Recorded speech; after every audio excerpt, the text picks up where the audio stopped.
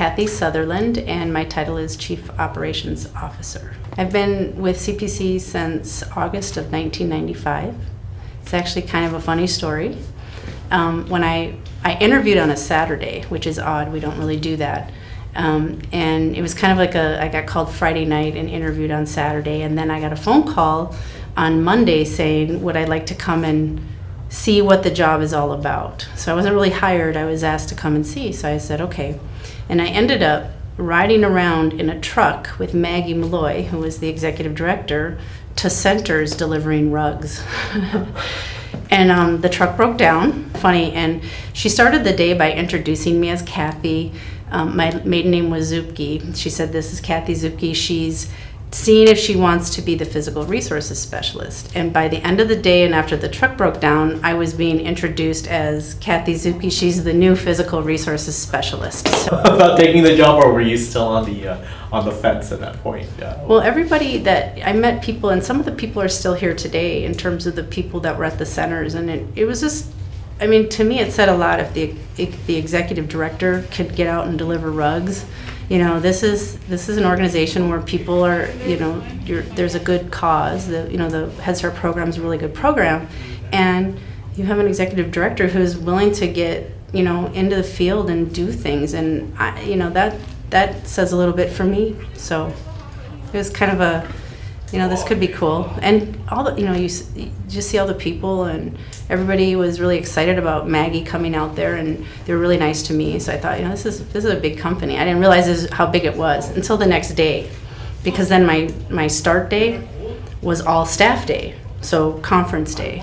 And I remember Maggie we all got t-shirts. It was Head Start, Start My Heart. Some people might remember that. The t-shirt had Head Start, Start My Heart, and Rosie Kennedy, who used to be our health and nutrition director, her son wrote a song, and we all sang that. So it's a real big gathering. There's 500 people, and they're in these gray t-shirts that have Head Start My Heart, and Maggie's up front, and we did this song and all this stuff, and then she started talking about, you know, what was happening and the changes and all the things that were going on in Head Start. And I say changes because there were changes, and then she mentioned me.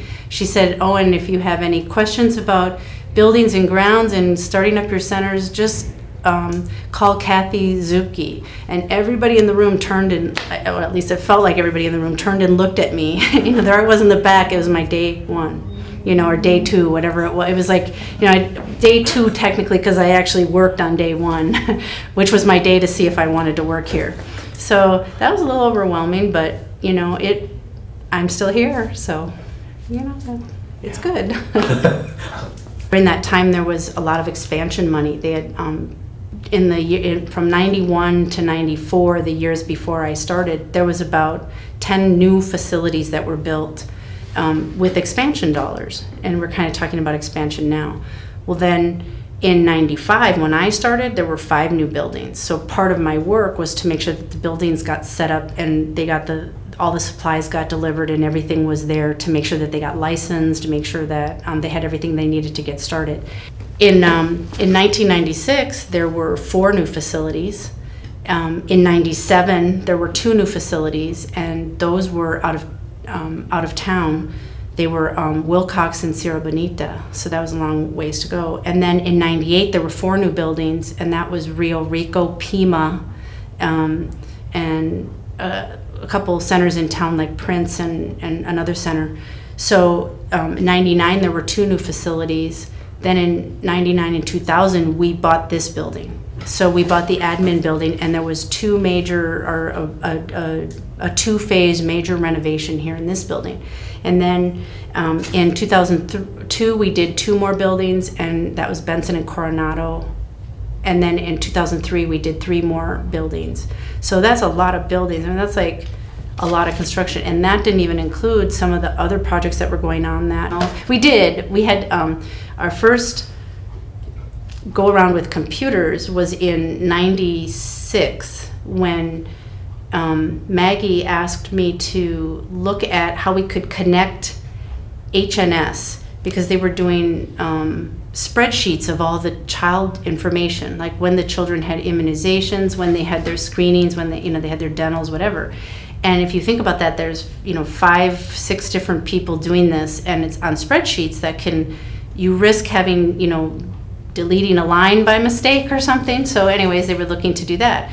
So we had tested, I went to see Child Plus, and we tested getting the Child Plus program, and we set up ourselves to be networked. So we had Child Plus with health and nutrition, and we networked it so that they could see the same data. And that was done in 96, 97, and about the same time, we were looking at the Hatch computers. So we purchased classroom computers, 2 computers per classroom from Hatch. They send out a table, they send out the computer, like the workstation, the locks. So all the computers were like locked to the table with this cord and stuff like that. And so lots of change, Albert, and you can do it. I think that's what keeps me interested and motivated. I mean, there's nothing like seeing children at a center enjoying like the center and the playground. I think that's what really kept me, because the work's hard and it's a lot.